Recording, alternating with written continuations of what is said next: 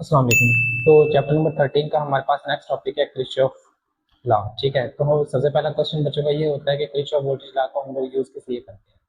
तो पोटेंशियल तो हम लोग जो है या करंट की वैल्यू हम लोग किससे फाइंड आउट कर सकते हैं, ओहम लॉ से फाइंड आउट कर सकते हैं। अब जो ओहम लॉ होता है ना, वो सिर्फ सिंपल सर्किट्स को डील करता है। लाइक हमारे पास एक रेजिस्टेंस लगी हो, एक ईएमएफ सोर्स लगी हो, जैसे कि हमारे पास एक रेजिस्टेंस लगी हो और एक हमारे पास बैटरी लगी हो। यहाँ पे हम लोग ओहम लॉ को क्या कर सकते हैं, यूज कर सकते हैं। V is equal to I R से वैल्यू फाइंड आउट कर सकते हैं। लेकिन अगर मेरे पास क्या हो जाए कि एक से ज्यादा सर्किट्स के अंदर रेजिस्टेंस और एक से ज्यादा उसके अंदर क्या लगे हों, ईएमएफ सोर्स लगे हुए हैं, जैसे कि हमारे पास ये है E1, E2, R1 और R2, ये मेरे पास हो जाता है कॉम्प्लेक्स सर्किट। इस सर्किट को ओहम लॉ जो है वो डील नहीं कर सकता। ठीक है, अगर सर्किट कुछ इस तरह का हो तो इस पे तो ओहम लॉ वैलिड होता है, लेकिन ऐसे सर्किट्स के ऊपर ओहम लॉ वैलिड नहीं होता। या तो ऐसे कॉम्प्लेक्स सर्किट को सॉल्व करने के लिए हम लोग जो चीज यूज कर सकते हैं वो हमारे पास है किरचॉफ रूल्स। तो फर्स्ट किरचॉफ रूल हमारे पास ये है, the sum of all the current meeting a point in a circuit is zero. कि हमारे पास सर्किट का टोटल करंट जिस जगह के ऊपर आपको मिल रहा है उसकी वैल्यू क्या होनी चाहिए, जीरो होनी चाहिए। तो summation I is equal to zero.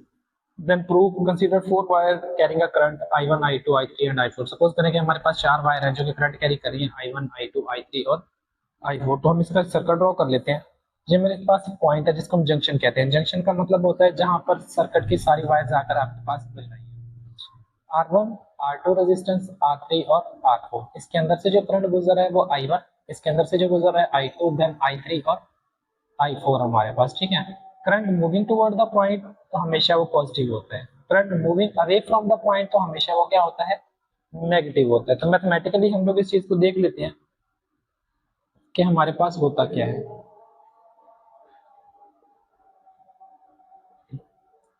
हम लोगों ने करना है सम इन करंट की वैल्यूज का। तो I1 प्लस I2 प्लस हमारे पास I1 और I2 जो है वो टूवर्ड द पॉइंट जा रहे हैं, तो टूवर्ड द पॉइंट हमेशा वैल्यू पॉजिटिव होती है, लेकिन अवे फ्रॉम द पॉइंट हमेशा वैल्यू क्या होगी, नेगेटिव। I3 और I4 हमारे पास अवे जा रहे हैं, तो negative I4 is equal to zero हमारे पास। इसको अगर आप ओपन करें तो I1 plus I2 negative I3 और negative I4 is equal to zero. तो नेगेटिव और नेगेटिव ये वैल्यूज उधर जाके क्या हो जाएंगी, हमारे पास पॉजिटिव हो जाएंगी। तो हमारे पास I1 plus I2 is equal to I3 and positive I4। अब ये जो इक्वेशन है वो हमें ये बताती है कि जितना करंट आपके सर्किट के अंदर एंटर हो रहा है उतना ही करंट आपके सर्किट को क्या कर रहा है, लीव भी कर रहा है। ठीक है, ये हमारे पास होता है current moving toward point is equal to current moving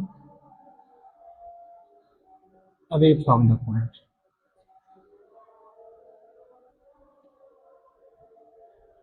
तो ये हमारे पास होता है फर्स्ट किरचॉफ लॉ, जिसमें हम लोग करंट की वैल्यूज को जो है वो फाइंड आउट कर सकते हैं। तो नेक्स्ट हम लोग देखते हैं सेकंड किरचॉफ वोल्टेज लॉ। पास है सेकंड किरचॉफ वोल्टेज लॉ।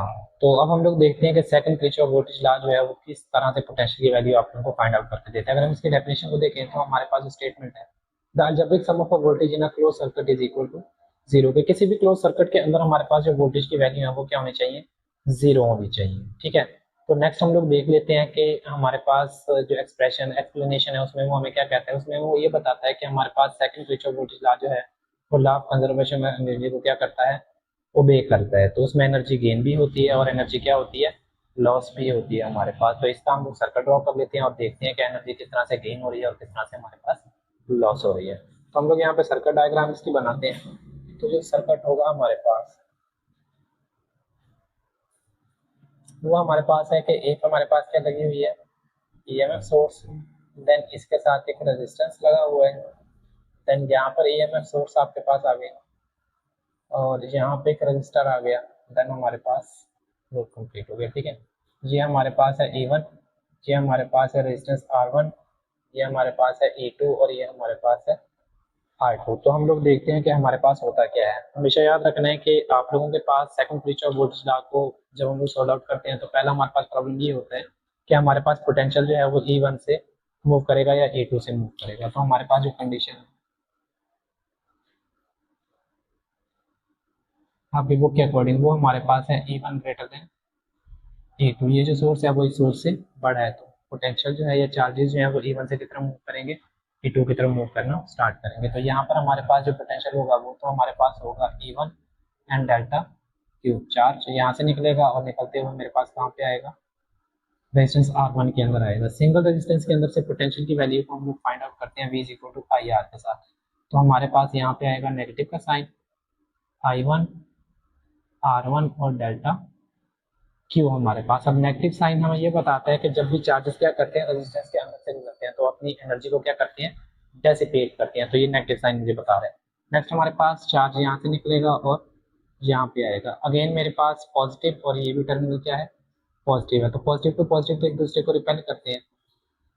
तो अगर मुझे चार्ज को नेगेटिव टर्मिनल के ऊपर लेके आना है और लूप कंप्लीट करवाना है तो आपकी इस बैटरी को कुछ ना कुछ एक्सटर्नल वर्क करना पड़ेगा। वहां पर भी हमारे पास एनर्जी डेसिपेशन होगा, तो वो हमारे पास नेगेटिव E2 और डेल्टा क्यू आ जाएगा। उसके बाद चार्जेस यहाँ से निकलेंगे, देन वो रेजिस्टेंस R2 के अंदर आएंगे। अब यहाँ पर अगेन हमारे पास डेसिपेशन होगी, तो वो हमारे पास नेगेटिव I2 R2 और डेल्टा क्यू के साथ होगी। तो यहाँ से निकलकर हमारे पास जो चार्जेस है अपना एक लोग क्या करेंगे, कंप्लीट करेंगे। अब इन्हीं वैल्यूज को हमें क्या करना है, एड अप करना है।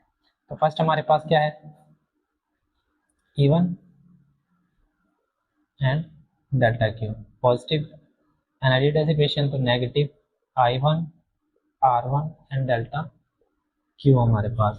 नेक्स्ट हमारे पास EMF सोर्स 2 के लिए, तो हमारे पास आ गया E2 एंड डेल्टा क्यू हमारे पास। देन पॉजिटिव, देन रेजिस्टेंस के लिए हमारे पास क्या आ गया, negative I2 R2 and delta Q is equal to 0। The algebraic sum of the potential in a closed loop is equal to 0 हमारे पास। ठीक है, तो इन वैल्यूज को हम लोग ओपन कर लेते हैं। तो हमारे पास आ गया E1 delta Q negative I1 R1 and delta Q, again negative, then E2 and delta Q, negative I2 R2 और delta Q is equal to 0 हमारे पास। अब लेफ्ट हैंड साइड में अगर देखें तो हमारे पास जो वैल्यू कॉमन आ रही है ना, वो चार्ज की वैल्यू कॉमन आ रही है, तो उसको हम लोग बाहर ले लेते हैं। तो डेल्टा क्यू, बाकी हमारे पास E1 I1 and R1 negative E2, then again हमारे पास नेगेटिव R2 और इज इक्वल टू 0। अब ये फैक्टर इधर मल्टीप्लाई इधर आके डिवाइड हो जाएगा। किसी भी वैल्यू को 0 के ऊपर डिवाइड करें तो आंसर आपका